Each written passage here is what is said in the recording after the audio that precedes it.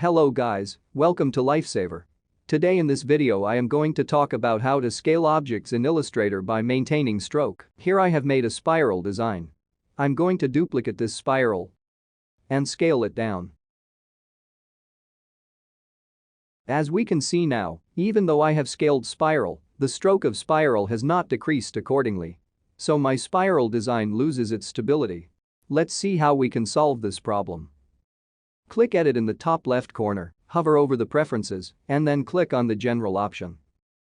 Now tick the Scale Stroke and Effects box on the right side of this tab. Then click OK to confirm. Now let's scale the spiral design again and make it smaller.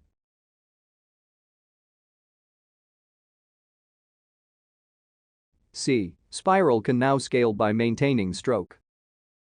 Thanks for watching the video to the end. If you like this video, please like and subscribe to my channel.